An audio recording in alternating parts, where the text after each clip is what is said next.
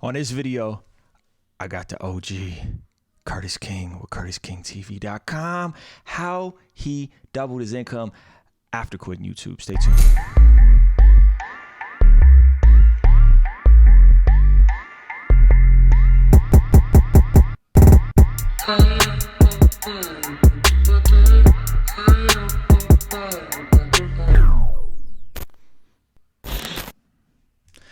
Hey, yo, what's going on? My name is Ruslan, hip-hop artist, creative entrepreneur with KingsDreamENT.com. This channel exists to encourage, empower, inspire you to live out God's dream for your life. And speaking of living out God's dream for our life, I got the OG, the motivational speaker, rapper, author. This man got this is like one of 3 books that I've read in the last couple years. I actually read the book. Ladies and gentlemen, I wish I had a blowhorn. Curtis King with CurtisKingTV.com. How you feeling, bro? I'm good. How you doing, bro? Man, I'm doing great. We here in your house. Yes. Beautiful home. Thank you, man. Tell us, people who don't know who you are, Right. just kind of give us like a brief thing. I mean, like I know you. Of Like course, we're friends. For those who don't know. Yeah, for those who don't know, but just kind of give like a quick recap synopsis on who Curtis King is. Well, I mean, in the beginning, it was no different from anybody who had aspirations to become a rapper and a music producer. I wasn't supposed to be a music producer. It was a buddy of mine that looked at me, and I looked at him, and we got in a situation where we needed beats, and he was like, one of us got to be a producer. Right. And it was just a stare down for about 10 minutes. And I was like, so I guess I'm going to go ahead and do that. And Right. I got a video game called MTV Music Generator on my PlayStation. That's how I started making beats too. Man, I didn't know that. That's Yeah. crazy. So Yeah. so that decision literally changed. I mean, still ongoing the next 15 years of my life. But through my journey, I had my success. I had many different things come about. I mean, from Hip Hop DX seeing my album, Raging Waters was one of the top 25 hip hop albums of that year that it came out, I to remember. having Jubilee Year, that album, and as well as Somersault go number 4. But there came checkpoints in which you have to check in and say, am I walking in purpose? Am I doing enough? And so when that moment happened, I'm thankful that a friend of mine suggested that I read a book called The Go Giver. Okay. And The Go Giver is really what spawned the YouTube career. Yep. It spawned a passion to want to give to others, and not just give because it's the nice thing to do, but because it's the prerequisite before you get what you ultimately want, whatever success it is. And so when that activated in my brain, YouTube came about, and I just started putting out videos. To me, it wasn't about any SEO. It wasn't about anything else except for how can I give the information that nobody gave me as a young up-and-coming artist and producer. And so that space allowed me to do that, but really it spawned off what I'm doing now, which is, obviously God's word, CurtisKingTV.com. Man, it's a blessing to be able to, we'll talk about that, I'm sure, but YouTube has its limitations when you're looking at an avatar in a few words. You can't really see what somebody's really going through. Sure. And one thing I can tell you about my life is that I quickly realized that it didn't matter how many techniques, how many tutorials I watched.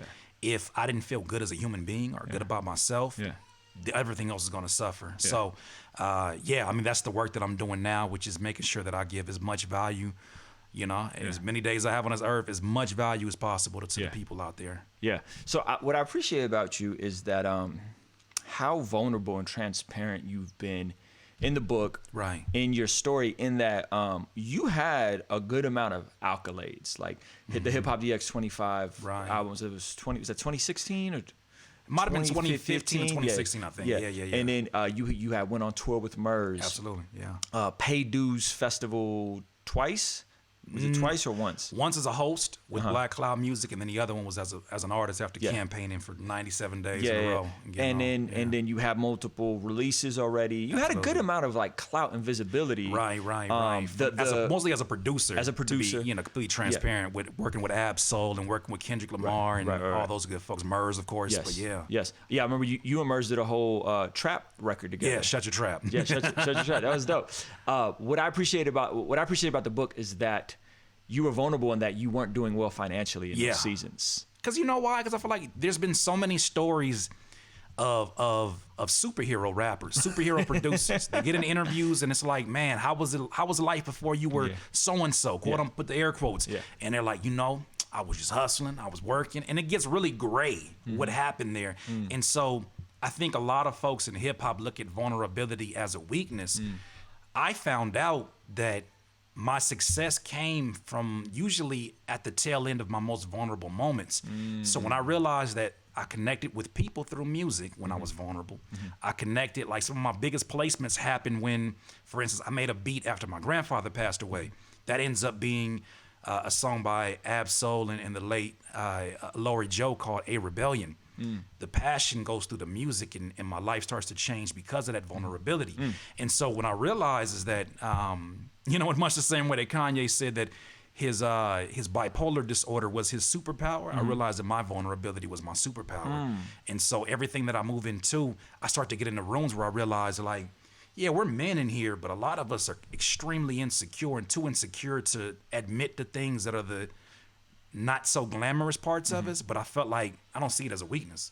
I see it as a superhero power. And so I take my power everywhere I go. And I tell a little bit, sometimes my mom, she said this book is hard for her to read as much as she loved it, because it brings back some times where she's like, man, you really went public with that? And I'm like, Mom, I can't lie to these people. Yeah. If I lie to them, I'm doing them a disservice. Right. And so when I understood that the more transparent I was, the more likely I was to really change somebody's life, it's game over.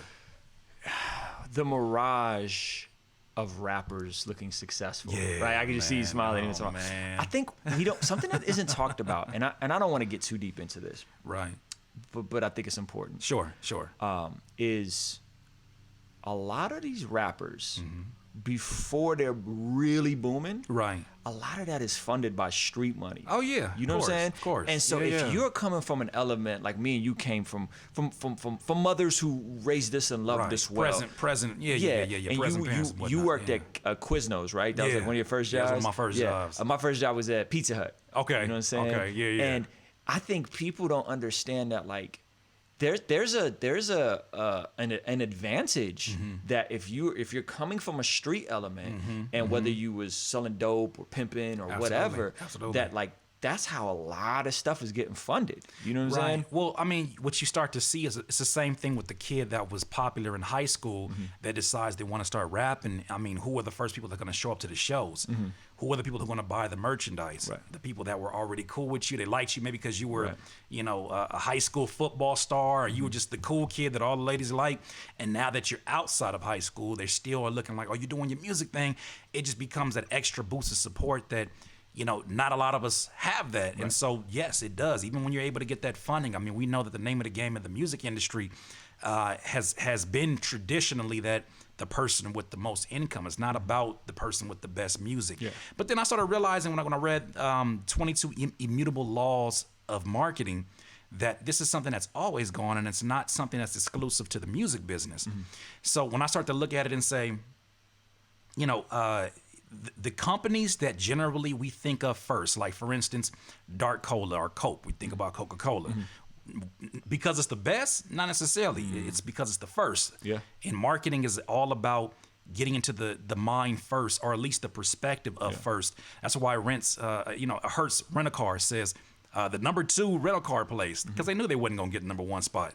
So they take number 2 spot, and that protects them from anybody in number 3 or 4 ever coming to take that, because that's their spot, and they realize that. So what I think with a lot of you know, music and just in general, the people with the money are the ones that get the highest visibility.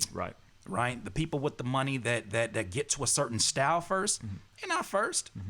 But, you know, if some kids back in the jerk era had a little bit of funding behind them, they're the first from that area now. Because now it's like, I can't, if I'm from that area and I was like one of the first in that area, I can't downplay it, because immediately I get tagged with the hater of being, you know, I'm a hater or whatnot. But if you're first to the minds, in a lot of ways, that's the most valuable, in a way that you kind of bypass, you know, footwork. Money. Do you think it's changed because of social media? Meaning in our era, like there was, I feel like, a lot of dope money, a lot of street dudes, which I think gave it an authentic edge as well, right? Sure. In this era, it's like anybody can get booming, anybody can go viral if you understand the mechanics of what it is to go viral. You know what I'm saying? In the same way that the internet leveled the music business with independent artists and producers, it's no different from the kid that wants to be famous via Instagram, right? Money don't hurt, but it's not the all to end all.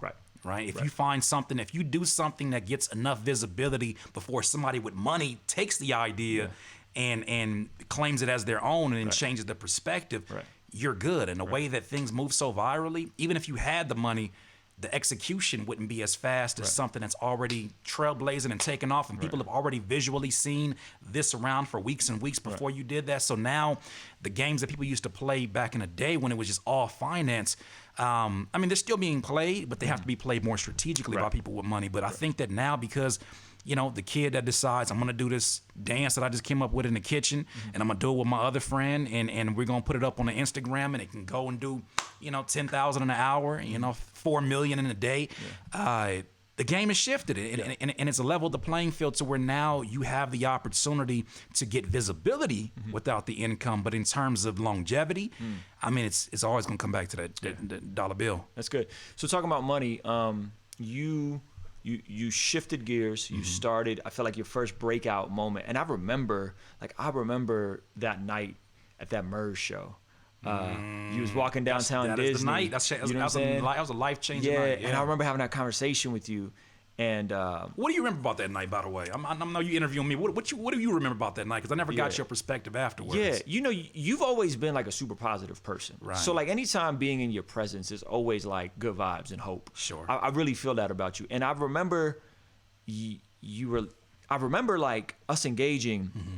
And I remember like, oh wow, this interaction is different. Like Curtis is on to something. You know what I'm saying? Right. I remember you just having like you were just thinking different. You know what I'm saying? And I remember me and you really like connected that night. I don't even know what we was talking about, but I remember we really connected that night, and we probably talking about business. And it was a weird night because we had Cast for Interscope in the building and MERS is in the building. Was a crazy night. You know what I'm saying? Yeah. And I remember I think you rode with us when we was dropping you off at your car, and we dropped you off in front of downtown Disney.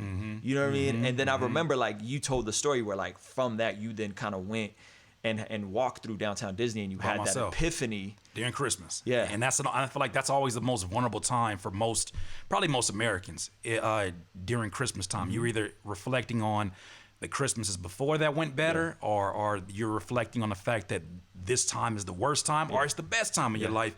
That particular time, it was like, in a year because that same year was with the whole thing with the Hip Hop DX. The same years when I had a project that had a professional rollout. I had PR for the first time. I had an amazing manager for the first time who was really entrenched in the music business. But I think that's when I figured out, no matter how much success, even on that lower level of success, no matter how much success I achieve in this route, I will never be fulfilled and happy. And so I started asking questions that I never asked before. We started having discussions that weren't just about music anymore. Now it was about fulfillment and passion. Is there something deeper than just the shows? Is there something deeper than just the sales, the streams, the money? What else is there? Like, what are we supposed to be doing? And we had that discussion. I talked to MERS that night, and you know, he and our interaction was a bit different because of the route that I took. It was just a bunch of stuff that was going on. And so I just walked down downtown Disney, had my pea coat, like I said in the song, and I just kept thinking to myself. I was like, something's missing, something is missing, something is missing. And the next day, that's when I read or listened to the audiobook, The Go Giver. Yeah. That's when I started listening to this podcast called Entrepreneurs on Fire with John Lee Dumas. And the combination of going back and forth from that book to that podcast, an epiphany happened. And the epiphany was that on that podcast, Entrepreneurs on Fire, at that time, he was interviewing millionaires every single day. His podcast was every day. He had never missed a day. Wow. And he was up to like 1,500, 1,700 at that point. And so every entrepreneur, he asked one question, the same set of questions, but he asked one question that caught my attention. What are your streams of revenue? And so all of them would list like, you know, property, or they release all the products. Every single one of them had a stream of revenue that included teaching and giving. And in my head, I'm like, well, that's what they're doing is like a tax write-off, or they're just, that's their, I'm a good person still, even though I'm a capitalist. But then I was like, maybe it's something deeper than that. And so I started asking the question. I was like, you know, between what I'm reading in The Go Giver and this, could that literally be could that be it? And then it sent me off on a spiral. I just kept reading more stuff. And then I went to a Tony Robbins event, Unleash the Power Within. And he said something there that one of the first days. He said, the secret to living is giving. And I was like, what if all of these hip hop artists that I've been looking up to, that I was looking at their interviews, trying to like, you know, hunt for some gold nuggets. What if that was the one biggest lie that are the thing being ignored the most? Yeah. Because in our culture, unfortunately, when you start teaching, they look at you like, oh, you're a has-been. You're like, you know, for lack of a better term, you're Mr. Johnson that used to be a superstar rapper, and now you're here teaching us how to be rap. Oh, okay, I'm gonna listen to you, but you never made it. And I think that's the stigma that's attached to us. And so I said, you know what? I'm in the prime of my career. Yeah. But what happened if I switch gears and instead of when I should be focused the most on myself, what if I took the camera off of me, redirected it to the people outside and said, knowing what I know, I probably forgot more than a lot of up and comers even know. How can I be of value to you? Yeah, that's good. And that literally spawned the first video, which is called The Biggest Lie in Hip Hop. Yep. And then that's what started sort of YouTube. So you go viral with that video. I think it was on Facebook. It did really well. First Facebook, right? Yeah. It did like, I forget what the numbers were at first, but I know it was like, it was crazy. It was something in a 30, 40,000s initially before I even went to YouTube with it.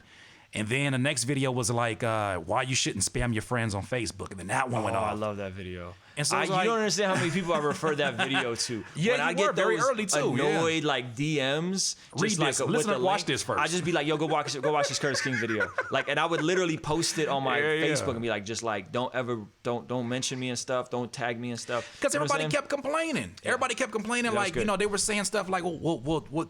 Why? I'm tired of these rappers that are spamming this music. I don't want to hear your SoundCloud link. And even I did it, but I got to the point where it was like, okay, so who gonna teach them better? Yeah. If they don't find it, if they don't see anything, people will do better if you give them an option that satisfies whatever dopamine that spikes off when they feel like, yo, I'm grinding because I sent this to 1,000 people. Right. They'll do something better if they get better results. Nobody's teaching them. So what we gonna do? We gonna go on this endless loop of getting spam and never teaching. Get spam, complain. Get spam. That's never gonna stop. So I made that video as an opportunity to kind of like help them see it, even if they kind of knew, but help them see it with clarity and from a person that was being non-judgmental about what they were doing. So you launched a YouTube. What, 4 or 5 years later, you're at 150,000 subscribers. Yes, we just cracked 150,000. Yeah. YouTube's booming. I consume your content regularly. I feel like you know that. You should know that. Yeah. Because I be commenting. You do. I always appreciate hearing it though. Because I mean, when I did that, you got to understand. A lot of my friends and people that I work with, they weren't checking for that because in their mind, they're like, I've been around Kurt for years. What new am I going to learn from him? And a lot of them just didn't believe that it was a good decision. You're going to stop rapping to do YouTube? You're too late. That's what they told me. You're too late. It's not going to take off. And then I was like, you know what? Then I started putting up videos every other day and they were like, you're putting up so many videos, you're gonna burn out. Because you did 100 videos in 100 days thing, right? That was years later though. In the beginning, I didn't have a schedule. I didn't have any, like, sometimes that's the best time of anybody's career, whether you're a producer or a rapper, when there's no rules. Because you may stumble on something that becomes your sound, your calling. I always talk about Metro Boomin. If you're a producer, you understand, I'm about to talk producer needs. I know Ruslan, you're a producer, so you understand this. But if you're a producer and somebody said, I want you to make a beat for the next 30 minutes. And you make a beat and say you got a bunch of instruments you put in there, a bunch of melodic instruments, and they said, okay, now run a low pass filter over all those melodies. You'd be like, that's crazy. You're gonna lose all the richness of the sounds. Well, that's what Metro Boomin does. You wouldn't know if it's going to work or if it's right or wrong unless you hear it done a way in which it's palatable. And so that's how I felt about when you're in your early stages, you're breaking all kind of rules, but it's fun. Because it's like, what can this be? I don't know. But if I keep throwing stuff at the wall, something got to stick. And so in the beginning, I just kept uploading. And then eventually I was like, okay, there was a little bit of truth to what they were saying. I do need to pace this out. And so I did. I ended up pacing it out. And because I did that, man, it gave me more longevity for sure. So then I don't know whose phone. I think that's your phone. I don't even know where my phone is. So boom, you figure out the YouTube thing. Like you figured it out. Like I remember when you cracked 100,000 subs. I was like, this is incredible. Because it was like, I don't remember if it was you or Belief who cracked 100,000 subs. But one of y'all did first. Belief did first. Okay. He gave me hope. Because I was like, man, somebody got to crack it around me that I know. And I was like, wow, this is crazy because that gave me hope. You know what I'm saying? Because I was at a time where I was like chipping away. And I was like seeing what you was doing, seeing what Belief was doing. And I was like, okay, like there's something here. And then it seems like right as you're at the peak of your YouTube joint, right as things is booming. You see a You know pattern what going? I'm saying? You just like, F it all. Yeah. Forget it. Yeah. I'm done. Because you know what? You know what I'm saying? You know And then you bounce off of YouTube. Okay. Which from my standpoint, Right. was very interesting. And I even saw some people say this in your comment section. I didn't understand it at first. I understand it now. Yeah. But initially, I didn't understand because I was like, yo, YouTube is what got you here. Yeah. Right? So why leave YouTube at 100? I think at the time, you left at like 140,000, 130,000 subscribers? About 145,000, I think it was. Yeah. So why leave YouTube at 145,000 subscribers? Well, the funny thing about it is I did it in April. I was supposed to do it in January. You know why I didn't do it? Fear. Okay. I was scared because of these voices that appeared when I actually did it. Excuse me. Those voices in my head were saying even worse than what they were saying, but they were co-signing it. It was like, man, what if I launch this and it's a failure? What if people think I'm just money hungry? What if people think like, I wasn't genuine the last 5 years that I put off 1,500 videos and it didn't register how ridiculous that sounded. But at the time I was full of fear. I was full of hesitation. And so in the midst of that, it's not like my fear was unwarranted, because in the midst of me taking a week off, because I was going to create like 30 videos, and then when you come as a member, as soon as you jump in there, you get 30 videos from Curtis King, which is pretty much like almost 2 months worth of content. Yeah, that's a lot. As soon as you get in. And I was cooking them up. I think I might have did like 15 videos in less than 2 days, right? Just going through. And then I looked at my YouTube. And it was in the midst of their ad apocalypse too. And on top of that, I took a week off of YouTube. A week off of YouTube, for anybody who knows anything about the ad revenue, is an expensive week. If they're used to you putting a pace of 3 videos a week, coming off of there and doing 1 video a week or no videos a week, my income dropped. It finally got to $2,000 after 5 years, which, I mean, it's good money, but that's nothing compared to what my beat sells and my product sells. But it's something, right? Something that obviously, represents a stream of income that I was relying upon. And in less than a week, it dropped $700. $2,700? No. Okay, $1,300. Wow. And I'm looking at this, and I'm like, man, that's a drop off. They playing with your money. You playing with my emotions, YouTube. And then also too, I'm giving you all of this sweat. Yeah. And I can't even call it sweat equity because I don't have equity in YouTube. But then I started thinking about it, and I was like, well, it's their rules. And so I panicked, and instead of continuing to launch Curtis King TV, I quickly went to put the pieces back together. And so I pushed my income back up, and I think only got it back up to like maybe 1,800. Then Nipsey Hussle passed away.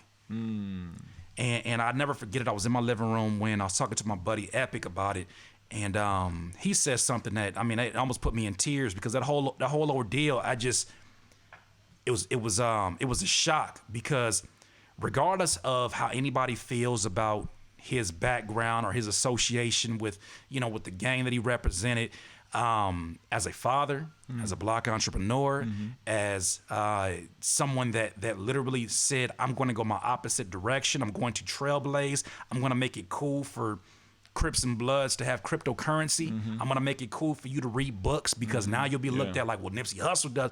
For somebody who represented that, I had so much that especially now as a father too, there's so many different wrinkles that I was like, man, this is He always represented it. I had a $100 box that I dropped in 2013, shortly after he put out his album. And Respect Magazine covered this, and he retweeted it and liked it. And I was like, he was already following me, because we did a live stream together for one of the paid dues announcements. We announced a bunch of different artists. It was me, Noah James, and Nipsey.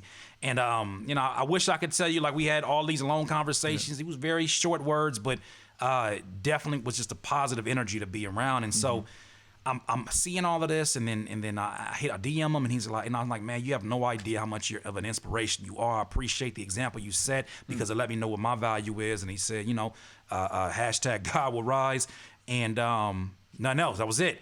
But it was enough to me to even get that acknowledgement, to the point where I used to tweet, and when I would tweet something that I felt like was outside of the predictable route of a rapper, I would wonder, is he watching? That meant something to me. And so when he passed away, the thing that my buddy Epic said was that they killed that man in broad daylight in front of his place of business. Like that, regardless, like, I don't want to get into any conspiracy theories, but that does something to somebody who looks at him as an inspiration. You get killed on camera in front of your business, while you're doing the right thing, you're giving somebody clothes who had just somebody who had been out of jail. You're doing the right thing, and you still get killed in broad daylight. It wasn't like he wasn't in the middle of no beefs or nothing. You get killed for doing the right. Okay, so when that happened, something clicked, and I'm sure it clicked for a lot of people out here, specifically on the West Coast, only because it just hit different. I'm not saying anybody else didn't understand it or feel it, but it hit different out here. Yeah. And I just saw it in a lot of my peers' eyes, and they were like, we ain't got no choice. It hit the West Coast hard. It's still hitting. Because like I wasn't the biggest fan of his music. Sure. But man, did I keep up with that dude's interviews. Yeah. Because his interviews were gold. Always. You know what I'm saying? And I remember we were in a Zoom call. We were in our Patreon Zoom call. And my man T. Ross came down and was like, yo, Nipsey Hussle just got shot. Wow. And I remember I was like, yo, like we got to stop and pray. You know what I'm saying? I remember praying and then seeing it on TMZ, and I was just like, hopefully it's just like wrong place, wrong time. Yeah. But it hit us hard in Cali because I think what he meant in terms of someone that owned their own masters, in terms of someone that like was really your prototype. I feel like he got on, right? Went indie. Yeah. And just kept making beautiful business decisions. You know what I'm saying? With the $100 album, the way they was doing the merch, the way they was doing all these things, having a store. Like Belief was just at his co-op space. Okay. Where they were doing Vector 90. Yeah, he just did an event there. You know what I'm saying? Like literally like a month or two before that happened. So I think we were like, wow. Like this is crazy. And then there's people that were out, like really deep fans of the music that come from that life. You know what I mean? So I think it just hit us hard. And it hit you in a different way. Like it hit you in a way where it lit something underneath you. It lit something because I didn't know how to mourn. I didn't know how to mourn and who to mourn to, because I felt like everybody out here that it impacted them in their own way. And here in my space, in my bubble, my home, you know, my wife saw it. I mean, I remember we drove down this long road that's by us, and I just that's the first time that I teared up. And it wasn't like I just playing his music. My son's in the back seat, and I'm just thinking about like words that just come into mind. It's not like I'm thinking about like all the memories we had. Like it was about just words. Like legacy came to mind, passion. You know, making the most of your time. These phrases started coming to my head, and as we're driving back, when we get back to the house, I was like, I refuse to be slumped for that. This got to mean something, right? Tony Robbins has a saying that life is always happening for you and not to you. Yeah. And so as much as I'm like feeling my own pain in a situation, I can't imagine what a Lauren London is feeling. Gosh. I can't imagine what his brothers are feeling, what his business partners are feeling. And so, you know, and even to see his mom speak and for her to be in a place where it's like she can still be in a space of, no, everything is going to be okay. She's comforting other people. This is her son that she lost. And so in the midst of all of this, something it was a fire that got in my stomach, because first it made me angry at how you take a figure out like that. But it was like, I got to do something with this fire, because if I don't, it's going to be done something unproductive, right? Or it's going to be put in the wrong direction. And then I had a phone call once again from my buddy Epic, and you know, it's been somebody who's been very influential the last few years with me. Anybody who doesn't know him, he's like legendary online music producer. He's one of the first ones to really make a business out of selling beats online. Like he's one of the original SoundClick folks. And he told me, he said, man, YouTube is shutting down channels left and right. And, you know, people's comments are getting, you know, deleted, and comments are getting pretty much wiped off. And then you got their channels getting demonetized. Then I look on Instagram, and I saw Belief had an issue with the community guidelines. All of his joints got disabled, all his comments got disabled. How many signs you need? Right. So for me, it was like, this ain't got nothing to do with, you know, it's not about, you know, forget YouTube, and It's not about, for me, it was, I don't own this. This is not my space.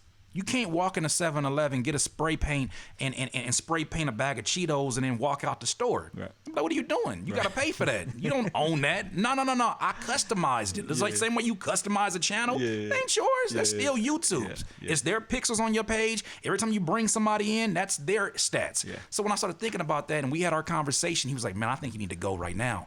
So I went. And for the next 48 hours, what I was too fearful to do in a duration of a week, I built this website from scratch. 48 hours, I started pulling stuff off of other websites. I started going through the process of shutting down CurtisKingBeats.com, which for folks, they know how important that website was, because every single video I said CurtisKingBeats.com. Right. And I just did it. And I said, you know what? Whether I fail, whether I fall short, I got to do this. I got to take a chance on myself. And what took 5 years to get to that revenue on YouTube took 1 week to surpass. Crazy. 1 week. Crazy. In his membership. Yeah. And now, you know, we it's crazy to say because today is the first day that we cracked 400 paying members. You cracked 400. 400. And when I first did it, it's crazy because like now I find myself revisiting the criticism that the $100 album got for Nipsey. Because I forget with all this love that's around, sometimes we forget. Like people were making fun of him. People were clowning, who gonna buy it? These rappers are crazy, yada, yada, yada. And I think about it and I'm like, I'm not trying to make the comparison between that, but the only comparison I can make is just stepping out on a whim and taking a chance on yourself. Yeah. And so it took me being in a space where tunnel vision, I don't see nothing. I don't care about the doubts everybody else has. I'm not paying $19 to be part of Curtis King TV. I don't even pay that for Netflix. Yeah. I said, well, if we let's use some common sense, which I know is hard on the internet sometimes. If Netflix said, hey, in addition to your movie that you just watched, we want to teach you how to play the piano. Right. We're going to give you tutorials. We need tutorials, right? Then it would be a different price point. Right. Of course, because it justifies it. It's more than just entertainment. And so what I did, I created this structure where it's partly a membership only, sort of blog, as well as all my courses, all my drum kits. And I was like, that's going to be the main thing that they're there for. Then I created a private Discord community as an extra feature. Man, when I tell you that thing took off, and then I started to see, because one of the last comments I remember before I really made the switch, somebody said, if you're getting a lot of trolls, it's a reflection of your personality. I didn't like that. Because I was like, no. I was like, no, you're not going to sit up here and put that on me, that people who don't like their lives or like who they are a reflection of me. When I've been speaking literally life into other people's life, you're not going to do that with me. And people were liking it in there. And I'm like, really? And so when I saw the community, that's when it clicked. No. They've been in there. They just haven't felt secure in the online environment. Yeah. Now, I can stand by 100% and say this is the first healthy mental health space for rappers and music producers where we got things inside this private Discord like something called the failure wall, where people are going in there and they're admitting their biggest failures. And then people out of nowhere just start giving them encouragement. They're getting more support in this space than they get from people they've known all their lives. Wow. People who have started their production career or rap career who have not gotten honest feedback or constructive feedback within a year, within the first 15 minutes, they got that in Curtis King TV on the Discord end. And so that literally took off. And then I started saying, you know, okay, what else can I add to this? Yeah. And I started adding the Zooms. And then I said, you know what? What if I stop selling beats? What if I stop running my business as if I'm Target and Walmart and started running it like I'm In-N-Out? In-N-Out. In-N-Out been around for how long? Long time. 50, 60 years out here in Cali? I'm saying. So why do they win? It's something I learned inside the book, 22 Immutable Laws of Marketing, which is another book that Nipsey used to suggest. Yeah. It's one of the best books I ever read, but they talk about the Law of Exclusivity. And so I started thinking about it. Man, In-N-Out don't have vegan burgers, even though that's the hot thing. We all know the Beyond Meat and all this. They don't do that. Right. They're like, that's cool that y'all do that. Right. We got these 4 items. Right. We got these fries. Yep. Maybe animal style fries if you want. It's not on the menu, but you can get that. And in these shakes and burgers. And so I started saying, okay, how do I do that? What does that look like in my world? No more selling beats. No more line extension is what they call it. That's a law of line extension where Oreos. How many flavors of Oreos is there right now? No disrespect. I don't know if that's one of your sponsors. 3 or 4 Oreos? I'm not an Oreo eater. Oh, man. You haven't been to the supermarket lately and seen those. They got, I can't even say, about 40 different flavors. They got, man, they got like cheesecake Oreos. They got peanut butter Oreos. They got Halloween Oreos. They got all these different things. And what happens is when brands do that, 1 or 2 things are happening. And mind you, this book was set in like the early 90s. When that happens for a corporation, because they drop the ball on this all the time, when you extend your line out so much, it means 1 or 2 things. Either you just got some money and you getting cocky, or you getting ready to go bankrupt. Now think about Burger King. Remember when Burger King was just burgers, fries? What are they selling now? Cheeto macaroni and cheese bites. They selling hot dogs. They selling ices. They selling funnel cakes. They sell. What are you doing? Burger King. Be the king of the. So I say that not to make fun of them, but I show that to say that there's a lot of artists who do the same thing with putting their brand, like even like when I see Outlier, right? When I see you extending the brand past just the Ruslan name, right. You know, you having the Indiana, you know, the Indy Jones series, like you're pushing this, you're extending this on, but it's not just the name. And some people don't get that right. Corporations don't get that right. So when I saw that, I said, I need to tighten this up. CurtisKingTV.com. You want to get anything. You want to get courses. You want to get drum kits. You want to get what you know me for. This is the only space to get those Curtis King branded products. So I was talking to Zach Sparazzo. Me and Zach do a lot of videos, and we were talking about short form, long form content, right? Yeah. And he said something interesting to me. He said, we were talking about like IGTV and why it's working or why it's not working, right? And I was like, it's a great space if you're just starting for somebody to go on and get popping on IGTV, but it's not necessarily a great space for conversations like this for long form content. Even though you could do a whole hour on there, and they changed it to where you can do like landscape and not just vertical. They trying really hard. Thought I was about to be the YouTube killer. They was like, we finna kill him with this one. But one of the things he said he's like expectations are different. He said when you go on IGTV, you're going to consume micro content, and he said when I'm going on to YouTube, it's like going on Netflix. Yep. And so my question is then, because I know you're still uploading. Sure. But if YouTube is like Netflix, and if any of us could potentially have our own thing on Netflix, why not continue utilizing that space as a public utility? Sure. Because I feel what you're saying. Sure. It's their platform. They want to change the algorithm. They want to demonetize. They want to kick people off the platform. I don't have any problem with that. You know what I'm saying? Or Spotify says we're not going to play R. Kelly no more. Right. That's their business. That's theirs. You know what I'm saying? Yeah. Why not continue to be visible on our platform? Just like if Curtis King, I would assume if you could have all of a sudden Netflix thing, maybe you're not making money off the Netflix thing, just the visibility alone. Well, I think my answer is I don't think I'm going to have a choice soon.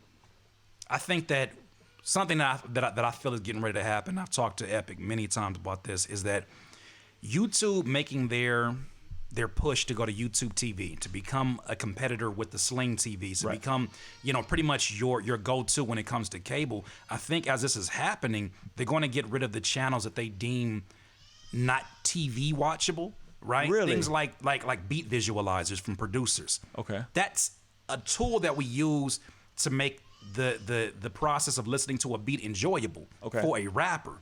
Rapper doesn't represent the main demographic that is watching on YouTube.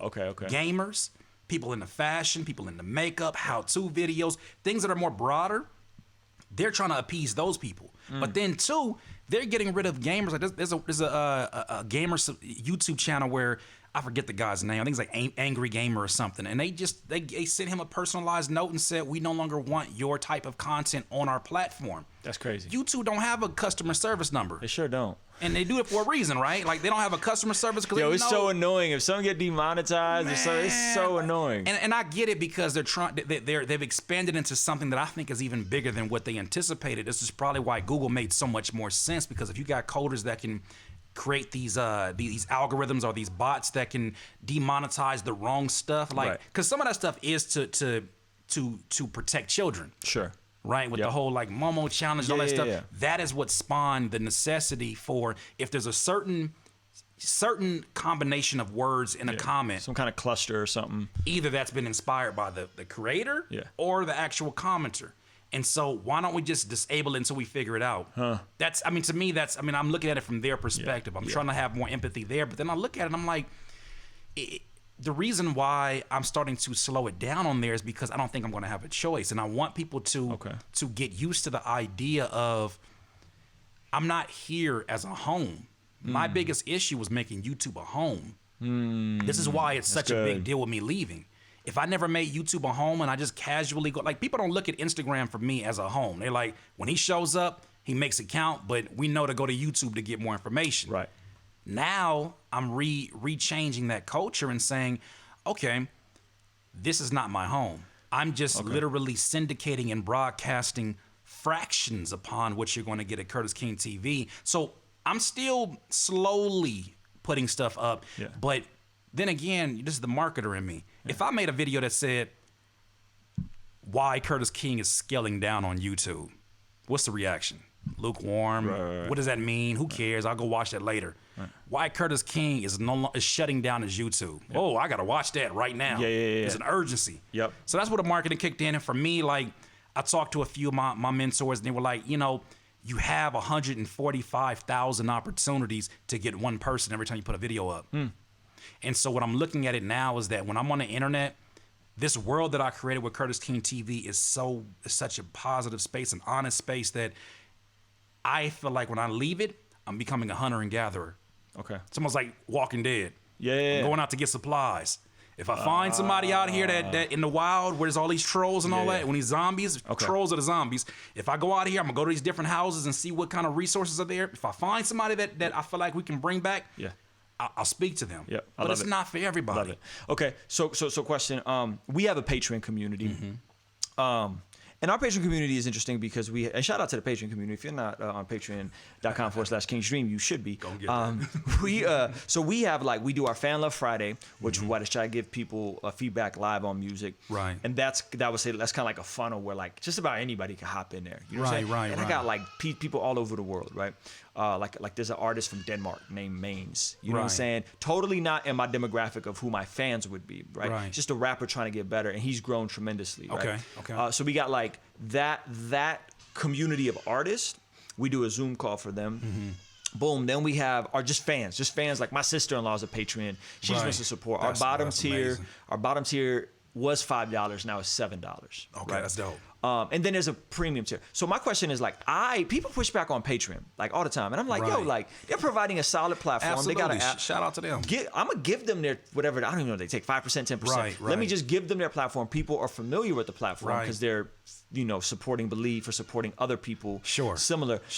Why not utilize a platform like that? Give them their percentage. People are more familiar with it. Why go straight CurtisKingTV.com and build it yourself? What I think. And I'm not saying you're saying this, but I think a lot of people suggested the same thing, but I think a lot of them thought my move was anti-Patreon. It was anti this because I'm taking back ownership. That was the whole hashtag that I used. But it's not about that. It's pro-independence as much as possible. Okay. So I've used Patreon. They were a great service, especially during a time when I really needed the income, or I was going through a huge transition in life, and they helped me accomplish a lot of financial goals using that. But the same mentality starts to kick in with YouTube.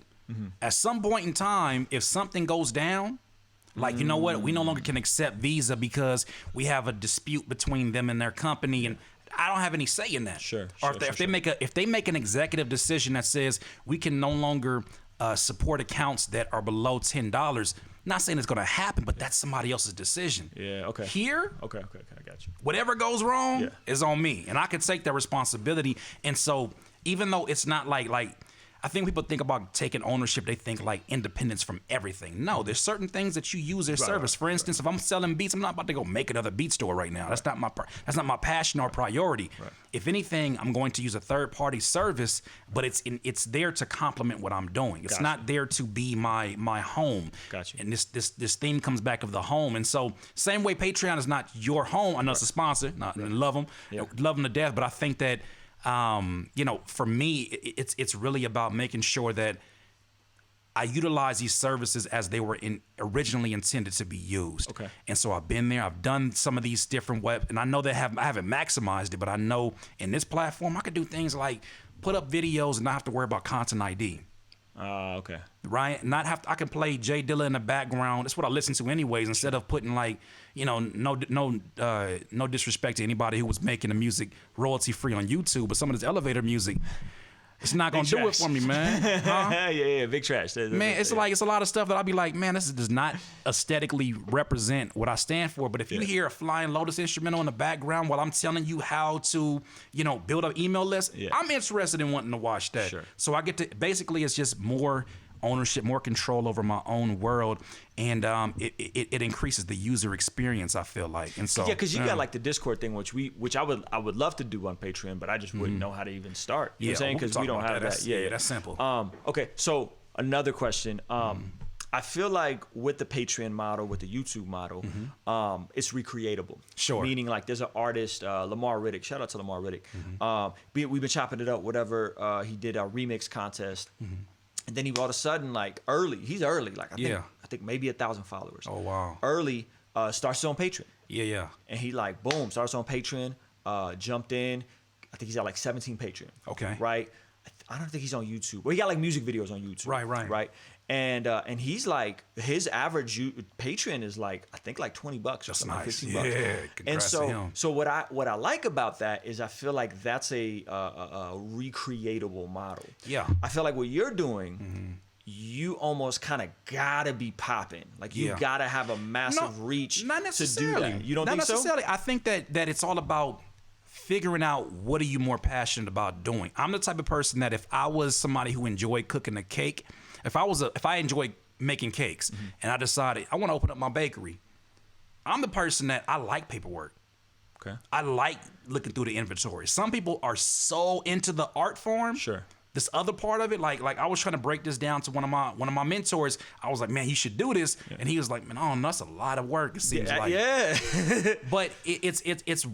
Well, I'm more speaking to the reach though. Like would CurtisKingTV.com be as successful if Curtis King didn't already have 150,000 or 140,000 YouTube subscribers? I'm probably being naively optimistic, but I do believe that. I'm trying to do the same thing for my wife. Okay. I'm trying to get her to do this, what I should have did from the very beginning of my YouTube. Imagine where I would have been and how much of that audience that as I'm building trust and that video that really touched them in 2015, imagine I say, now come be a part of something where you get this on a daily basis. So you feel like this is scalable. You feel like if someone's starting out and they are an expert or they have some degree of teaching, you feel like this is recreatable. I think this is the new model. Okay. I think content, not just rappers, producers, I'm talking about content creators. This is the new model to where you're already now, like, just think about how this whole thing's set up. Like, you have your hands in the camera, you're hands on. Yeah. You got your hands in terms of like when you're doing your touring and all these things that the average person be like, you do a lot. You've already got a lot of stuff on autopilot because you've done it so many times. Right. This is the new model because with content creators, the problem with most of them is that they don't value monetizing their own situation until it's too late. Okay, that's good. Right? So then there's a lot of Vine superstars we don't hear from anymore because they couldn't translate that over to 1 minute content because they killed their 7-second content. And so because they didn't monetize that time, they got to create something again and rebrand themselves. Rebranding is not for the weak at heart. Yeah, it's tough. And a lot of people can't do that. So with that in mind, I look at it like this is the new model for content creators to where if I was coaching a 17, 18, 19-year-old who's like, I'm getting into YouTube, do not start it until you have somewhere to basically take them to. YouTube, to me, represents a megaphone for whatever your message is. Okay. A megaphone for your business. A megaphone, like whatever it is that you're into. Only thing is you have to know how to play the YouTube game to get your watch time up and then understand it's a long play. It's not about you put up a video, it goes viral, and then your products sell a whole bunch. This is for any business. Yeah. You got to be in the business of, I got you for a video. How can I make you watch 50 more videos? Right. Now that I make you watch 50 more videos and you see value in this, obviously to watch 50 videos, it's a no-brainer for you to purchase my products without me even having to sell it to you. Got it. And so I feel like for content creators, this is going to be the new model but the thing is, they don't know what it looks like. I didn't know, but I had to take a step, and I'm pretty sure there's things I would have done differently in the beginning. But now that I have it, it's teachable and it's scalable. Yeah, I like it because there's a risk to it. There's like $20 a month. Oh, that's a lot. But then I know people who are run successful personal training gyms, right? And they've been doing it for 20 years, of course. And they got mastermind groups that are $200. Come on, man, $1,000 a month. You know what I'm saying? We're so cheap in hip hop, and then I mean cheap as in the consumers. We're cheap on our own ideas sometimes. Okay, like we make. I think a lot of us make the flying assumption that people won't pay for things because I'm not gonna pay for this because music is free. I'm not gonna. The last 2 albums that I had that went, I mean, I'm glad you told me the formula, but the last 2 albums that went number 4 on the iTunes hip hop charts, that was off the strength of people buying music. Yep. So at that point, you're not buying the music because people don't quote unquote buy music. What are you buying?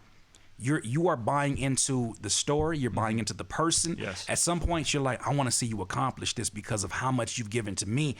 That is something that is translatable to anybody that has a story that is able to articulate it in an authentic way, in a way that segments people straight to the heart. That's doable for anybody.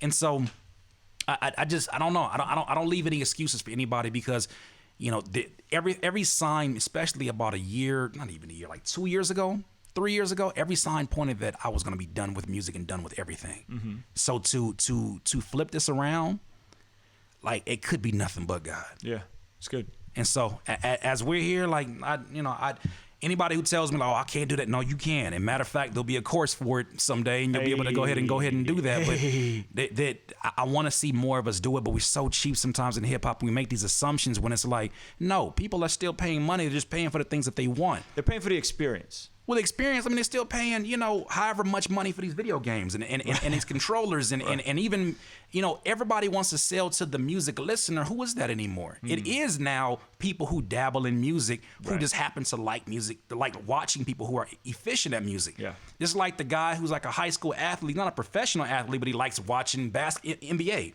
or watching the Olympics. Okay, well, if that exists out there, why are we not catering or even trying to sell to the very people that show the most support, other rappers and producers? I ain't selling to no rappers. I'm not. They selling the same thing. No, they're not. And so when I flipped it around and realized that nobody was serving them, nobody was providing events that were beyond just the typical hip hop events. I mean, with the exception of yourself. I mean, you were one of the first people I saw that was really out here and creating these events where it was like, it's not just a meet and greet. It's an opportunity for me to treat you as the entrepreneur that you are and show you that respect. And then you can see how I do things and then respect it from there. But yeah, man, I just think that we're so, as hip hop, as a culture, we're so behind the marketing world in general, so behind Silicon Valley. We're so behind these things that they look at us like, y'all don't know that yet? Yeah. And just so we, the video is called "Quit YouTube, Double Your Income." You're making $2,000. Well, that was one stream. Right, one stream. That's what I mean. Yeah. From YouTube. From YouTube, yeah. Which not to say you were just a full-time YouTuber because you had your beats, you had your If I was living out just to 2,000, I'd be stressed out right now. My face is looking crazy right now. But you took that and now you launched a membership, 400 members, $20. People could do the math on that. You know what I'm saying? Yeah. I think it's amazing. I think it's inspiring. Right. There's a kid right now watching. He's multifaceted. He sees something in me. He sees something in you. He makes beats. He raps. He wants to do YouTube. He's just getting started. Yeah. What advice do you have for that? And he's looking at you and he's like, wow, Cardi's king. Right. He's clearing 6 figures. Ruslan's clearing 6 figures. Right. What advice do you have for that kid? I'm gonna look him right in the eyes right now and I'm gonna talk to him or her. Focus. Follow one course until success. Everybody around you is going to be what the Buddhists call the monkey brain. I want 1 million plays on SoundCloud because this person got it and they're from my city. Oh no! I want to be on MTV because I want to be on Instagram. I want to be a feature. I want to speak. I want to do like Ruslan. I want to no. Follow one course until success. I mean, if you're a producer and you're trying to get into selling beats online, the one thing I would have switched, because I'm somebody who likes to like make every style because I just love music in general. That was to my detriment. It made me fight an uphill battle. What I would suggest to you, if you make Kendrick Lamar type beats, J. Cole type beats, do that and do nothing else. Because most people are like, that's stupid. No. Cement yourself in the minds of people, then you are able to create a monopoly upon that. Rappers, instead of trying to make the club songs, make the girl songs, make this type of songs, find what it is for you and just do that. The people that are getting rewarded are the people who are showing discipline in a space where discipline is looked at as uncool. But those are the ones people come see the shows. Forget talking about whether or not a rapper is not as talented as this person. How'd they make it? First of all, they got the income. We talked about that earlier. And second of all, they followed one course until success. They did one style, one thing.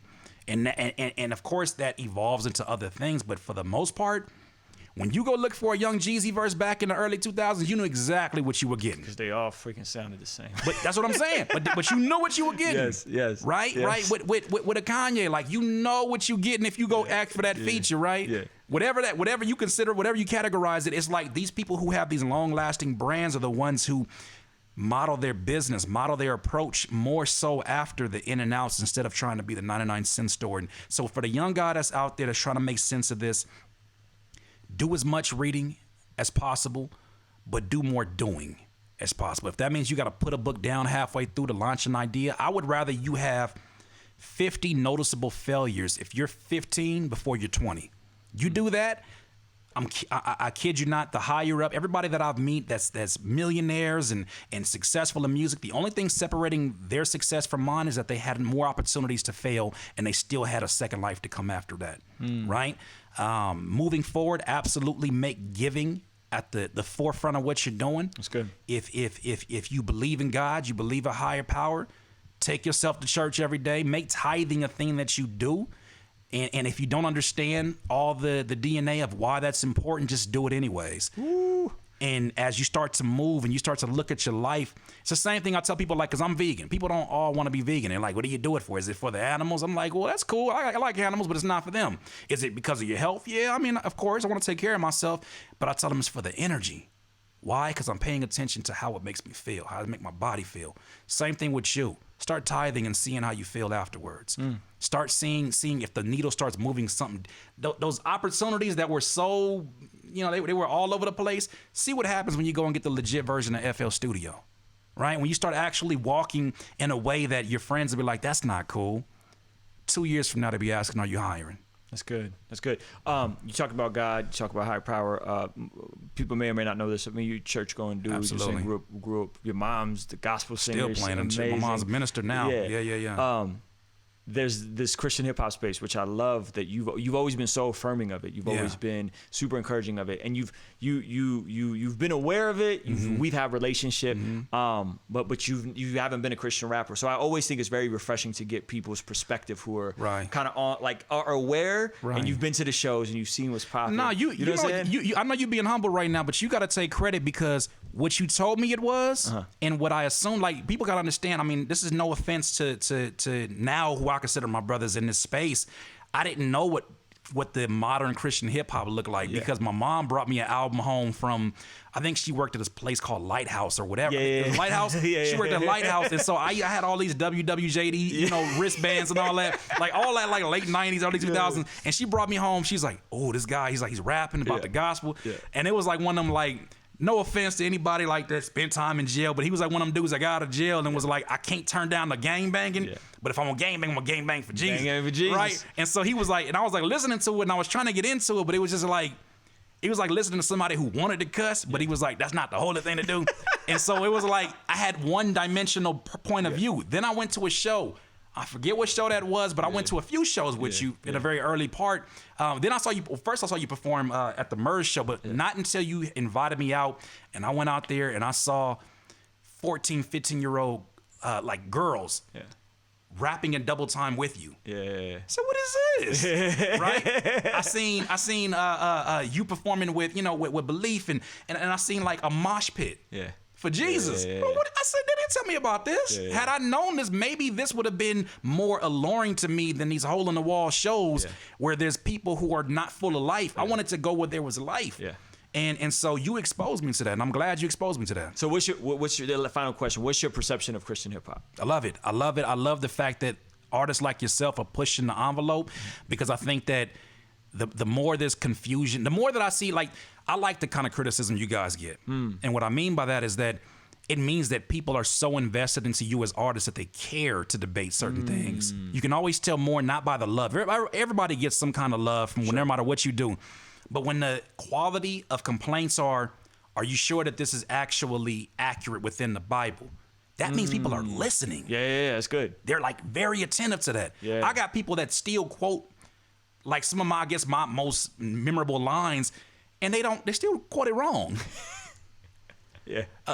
Malcolm had a dream and it looked just like me. No, I mean, I feel you, but it was Martin had a dream, and that, you get that whole, and they're like, oh, well, that's still hard. And this is like, so no, that's good. That's good. Seeing that attentiveness, seeing the quality of the even the people who are not always in alignment, that to me shows something. So I would say, as long as you and the brothers and sisters that are within here are pushing the envelope, and then obviously we know what's at the foundation of this all. You got my full-on support. If anything, I love being the outlier. See what I did there? Hold on. You see what I did there? I love being the outlier in hip-hop, because they look at me like, what you over there with them Christian rappers? Because they got their stereotypes. But the more I talk about it, like I talked about the possibility of you speaking at one of my events, and I'm on Zoom. All of a sudden, I see a guy that's like, oh my God. He's like, you know Ruslan? I was like, yeah. He's like, oh, that's a trip. He's like, oh. And so just the excitement I see there, like it's affirming. And plus I know my mom is happy to see like me having a reason to be, you know, consistently around the church and folks that are of that cloth, you know, because I'm of that cloth. So that's beautiful. Yo, Curtis King with CurtisKingTV.com. Thank y'all so much for watching this. Listen, make sure you guys are following this brother on all platforms. Leave a comment what y'all think, man. I think it's important for you guys to hear different perspectives. I think it's important for you guys to understand that there are mechanical things about how things work, and they're not just exclusive to one worldview or the other. You know what I mean? So I think it's important for you guys to get. So leave this in the comments section what y'all think, man. YouTube, quitting, Christian hip hop, building business. We covered a lot. I want to hear from you guys. Appreciate you guys. Peace.